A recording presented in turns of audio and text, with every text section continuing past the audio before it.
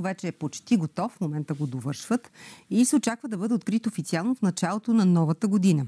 В него са предвидени кабинети за общо практикуващи лекари, за неотложна помощ, което ще се правят и прегледи от тесни специалисти. Елена Цанова сега предава на живо там. Здравей, Ели! Здравейте, да, Мариана, точно така. Нека да кажем и, че амбицията на община Царево, на местната власт е в новото здравно заведение да се лекуват пациенти както от Царево, така и от съседните населени места. Но ремонтът сега ще ни каже Диханов, който е заместник кмет на община Царево. Добър вечер, господин Диханов. Добър вечер на вас, на вашите зрители. Кажете ни какво е изградено до момента. Центърът се намира буквално зад вас, но заради тъмното време за нашите зрители не могат да го видят, но за сметка на това сме изпратили малко по-рано кадри. Кажете ни, какво е изградено, направено до момента? Зад нас се намира сградата на бъдещия медицински център, като нека отбележим, че тук говорим за преустройство на вече съществуваща сграда, някога предвидена за автогара, но сега тя ще намери реализацията си като медицински център. На какъв? Само да довърша, извинявайте. През предходния мандат започва цялостно процедурата. Тогава е подписан първия договор за вътрешното преустройство на сградата, а през настоящия мандат е подписан договор за саниране на сградата и вертикална планировка. И плащанията и по двата договора обаче са извършени през мандат. На каква площ и всъщност на колко етажа ще бъде този медицински център? Виждате, предполагам, два корпуса са, един е на 2 етажа, другия е на 1 етаж.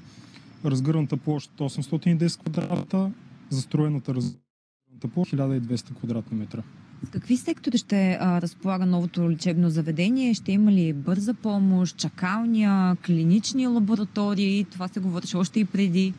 В сградата зад нас ще бъдат поместени всички общо практикуващи лекари, стоматолози, педиатър. Също така ще има лаборатория и рентген. За сега нека да чуем смятат местните жители, както и гостите на Царево за новия здравен център. Обновява се болницата. Все пак е много важно да има и лекари. По-голяма болница, вече по-бързо ще може да се погрижат и за хората. Ще има полза. Царево е сериозен град. Идват и от селата наоколо и много хора ще идват на прегледи тук. Да. Повечето хора са възрастни и трябва да ходят в Бургас да се преглеждат. Стига да има и специалисти, защото вече в днешно време специалисти много няма. Ние сме град като всички градове, големи, малки, няма значение. Всеки човек има нужда от здравни грижи и трябва спешна помощ, трябва педиатър. Сега имаме педиатри, но те нямат нормална сграда, нямат условия. Господин Диханов, чухме местните жители казват, че искат да има повече специалисти. Вече има ли осигурени лекари и съответно от какво? Много се радвам, че задавате този въпрос. Има изявен интерес от редица специалисти от различни специалности да практикуват тук в Царево по график, като това ни показва как те гледат на общината, като едно живо място през цялата година, а не само през лятото. Иначе на конкретния ви въпрос има изявено желание от кардиолог, травматолог, хирург и още и редица специалности. Защо общината имаше спешна нужда от подобно? В момента къде се преглеждат жителите, някои от тях споделиха, че им се налага да пътуват и до Бургас. С тази сграда буквално до нас е действаща в момента сграда на медицинския център. Същата е устаряла и има конструктивен проблем, който прави буквално неизползваемо северното й крило.